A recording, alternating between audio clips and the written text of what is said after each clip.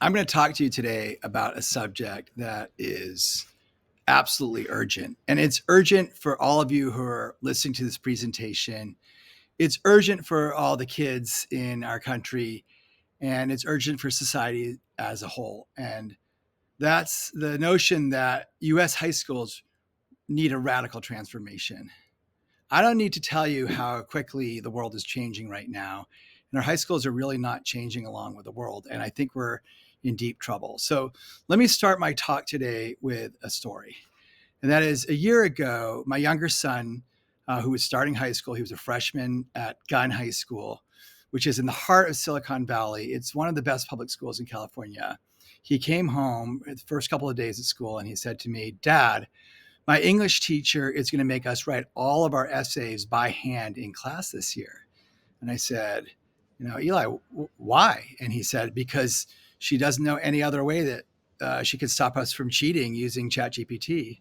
And I was concerned for my son because my son really struggles to write by hand. And just didn't know how that was going to work. But then I was also reflective about the fact that my wife and I had been using AI all day in our work.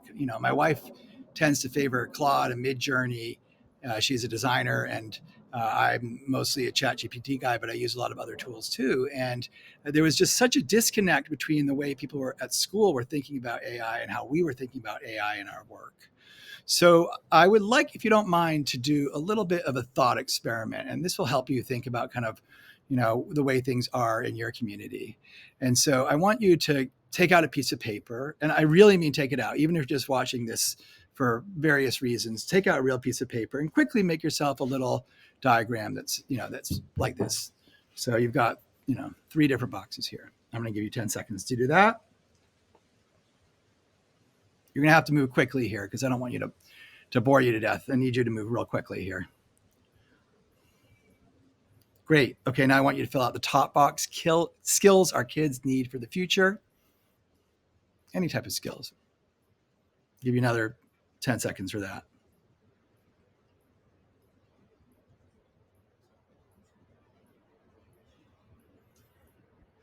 Great.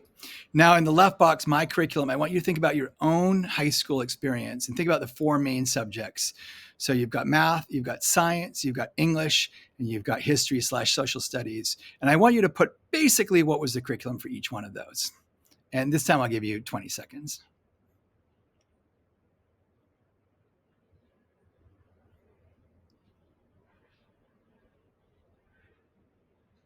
I hope you're really writing it.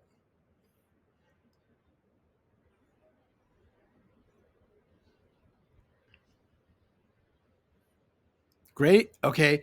Now I want you to do the same thing. If you have kids in high school, or if you have kids who are coming up to high school, or if kids who have recently graduated from high school, if you know anything about your high school curriculum, I want you to do exactly the same thing. Take those 4 subjects, science, math, English, and history/social studies, and write what your kid's curriculum is in high school, at least in your community.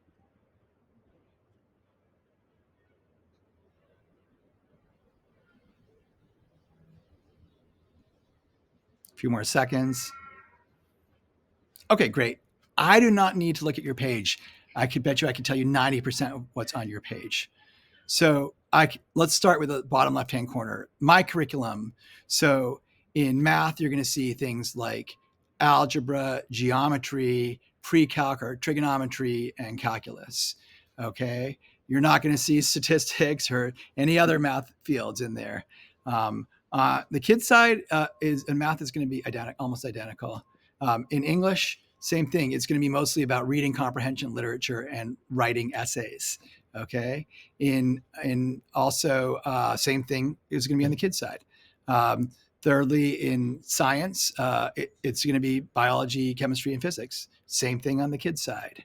And finally, history and social studies. That might be a little bit more varied, but there's definitely going to be a strong emphasis on American history on both your curriculum and the kids' curriculum. And the point there is nothing has really changed in the 20, 30, 40 years between when you went to go to high school and when your kids are going to high school. The curriculum is basically the same. The mode of instruction is pretty similar. Yes, technology has found its way into the classroom with things like Google Classroom and Schoology and some practice tools, but it's not radically different than it was. And I can also bet you that your bottom two boxes will match up a lot, and they will have very little fit with the box on top.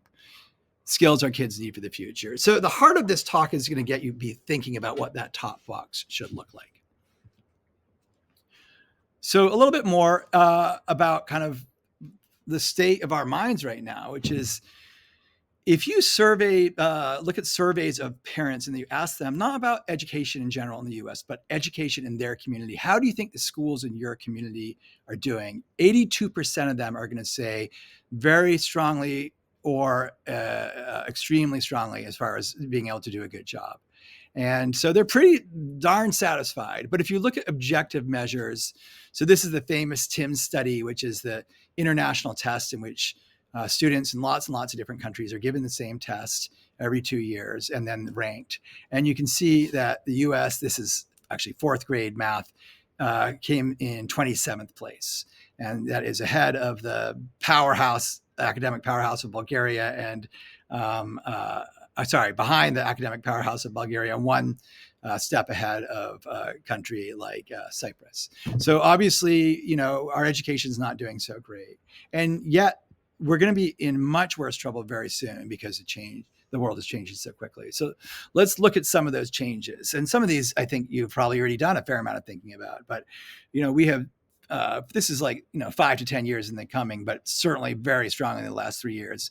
The ubiquity of phones, social media, and video is kind of driving so much learning right now. So if you ask a typical high schooler, do you read the news? Do you read the New York Times on your phone or get the paper? The answer is no way. But if you say, do you follow the news? They say, yeah, I get it on TikTok. And so that's one thing. And then, of course, we're about to go into a whole new hyperdrive here where, AI, as I'm sure if you're listening to this presentation, you've had a conversation with somebody in your world about AI in the last week and how it's going to affect the work that you do. And AGI, so that's artificial general intelligence, that is kind of setting up this idea that humans may be much smarter and much faster than humans. That machines may be much smarter and faster than humans in the not too foreseeable future. And boy, we should really be thinking about the implications of that on the way we're getting kids to learn. And finally, we've got these crazy social and political challenges of climate change that is not getting any better. And this rise of autocracy worldwide. It's for the first time in hundreds of years, there's actually more autocratic countries than democratic countries. So there is a lot going on right now. And, the feeling that you might have is that there's this train pulling out of the station and our kids are just still standing, on the platform. And we can change that, though. We definitely can change that. And I think, there's a lot that people disagree with in schools, but I think the one thing that everybody could agree on is that we should be looking forward and not backward. And so today I'm going to propose the next 5 minutes curriculum that would be a forward-looking curriculum instead of a backward-looking curriculum. And so I'm going to use this acronym of PACTS just to make it very easy for you guys to remember: people, analysis, communication, truth finding, and self-awareness. Let me start with people. Now, this may feel counterintuitive to you. I've been talking about technology, AI, AGI, the impacts. But to my eyes, people skills are going to be more important than ever. If you have kids, they're retreating increasingly to their devices. We're seeing rises in anxiety, depression, loneliness, and the ability to, work with human beings as technology gets stronger and stronger is going to be more important than ever. And I'd like to see that show up very directly in the curriculum, where subjects like psychology and sociology are mandatory subjects. Our students need to know how to work together across disciplines. That's what happens in the workplace. And also just they are getting better and better at conflict resolution and mediation, because we're headed for a world with quite a bit of conflict. Okay, let's go on to A. A is for analysis. So I'm a former math teacher, and my students used to say, hey, Mr. Zeitlin, why do I need to learn math? Like, when am I ever going to use algebra in the real world? And my answer was always the same. You may or may not use algebra, but 100% you're going to have to do problem solving and critical thinking no matter what field you go into. And so math should really be thought of as a broader curriculum of of analysis, problem solving, and critical thinking. And specifically in the curriculum, math should, of course, still be there, but I'd like to see some changes. The biggest change I'd like to see statistics as a required part of high school curriculum. I'd like to see game playing in school, because kids who play games like chess, Go, Rubik's Cube, anything that has this kind of analytic or algorithmic thinking tend to do very well on, on other science and math topics. And finally, programming. My kids go to school in Silicon Valley, and they've been able to get through without taking a programming course. I mean, shame on me for letting that happen, but it is not required in the high school curriculum. And so, and even though low-level programming is going away because of AI, it's just such a great way to practice your analytic skills. Okay, the C is for communication. When I asked you about your high school experience and you were on English, I'm sure you said literature, reading comprehension, and writing. And when you're talking about writing, you meant writing essays, using words. And so it might be the 5-paragraph essay or the book report or the essay. And so, a lot of that is starting to become obsolete, but communication is not obsolete at all. It's just different forms of communication. And so a modern curriculum would have things like short form writing, how to write pithy to get people's attention in a world where there's just too much information, being able to speak in public and exactly what I'm doing right now, convince you using my language, how to debate, creation of video. Video is now the most important communication medium by far, how to do presentations and how to run a meeting. So that's my C. Let's go on to T. Truth finding. So we all know now, like in our pocket is a phone that gives you every fact in the world that you ever could think of. And so knowing how to find the truth becomes much more important than actually memorizing facts and figures. And so that will turn into, curriculum things, which is, less memorizing, more thinking, for example, or learning how to use AI for research, but checking against source material. I mean, I can definitely see like a history class where students are using AI and they're doing all their research on the one hand, and they're writing a presentation, and then they're going to the source material and they're comparing the two and see how it comes out. And the final thing is misinformation hunting. That would be a great exercise in any number of classes to see if students can spot misinformation. So truth finding, super, super important in our modern world. Okay. And finally, the S is for self-awareness and lifelong learning. So with students, it's really important that they understand what's going on kind of under the hood with their brains, that they understand their cognitive strengths and weaknesses, or executive function strengths and weaknesses, and they learn how to play to their strengths, most importantly, and how to build workarounds for their weaknesses. And so in schools, I'd like to see a lot more assessment to help people understand their brains better, improve their understanding, and then projects and group projects where they're learning to play to their strengths. That's really important in life and with a very changing world. And finally, it's not so much the actual knowledge that you're going to learn in high school, but learning to love acquiring knowledge and to realize that this is a lifelong journey, because whatever curriculum I propose now, in 3 to 5 years, is probably going to be outmoded. And so this idea of being self-learners and continuing to refine your skills is one of the most important things we can do for high school students. So this might feel a little theoretical to some of you. And so I'm going to finish my talk with kind of walking you through what a typical high school day would look like with this kind of curricular thinking adopted. So we have Luke, our 16-year-old, who goes into school at 9 a.m. and goes straight to the counselor center for their weekly assessment. He's taking a battery of assessments for about a half an hour, and then he's meeting with his counselor to go over those assessments. And he's increasingly learning more and more about himself, his skills, his strengths, his weaknesses, what he's good at academically, emotionally, and socially. And one of the things he's learned is that he's a really strong kinesthetic learner.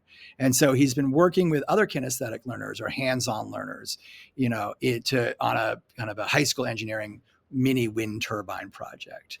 And his job that day, he's group lead for the month, and his job is to kind of work with his other members of his group in the makerspace lab to kind of give them feedback on the work they're doing. And also he needs to do a self-assessment, which is, did he hand out the right roles to the various members of his team? Did he have enough understanding, critical thinking to be able to assign good jobs to the members of his team? Okay, so great. He's doing that. And then at noon, lunch comes around, and I wish I could tell you that lunch is incredible in this new modern world, but you're stuck with the same cafeteria. You don't need to redo the food in order to redo the curriculum. Okay, at 1 p.m., he goes back to the Makerspace lab, and he knows that his group's gonna have an update presentation to the community at 3 p.m.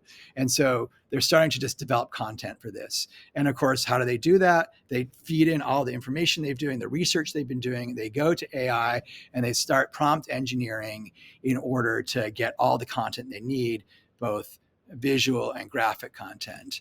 And then in their last hour before their presentation, they're actually putting their presentation together. And they're spending 80% of their time working on a video because that's the medium that people use to persuade people these days.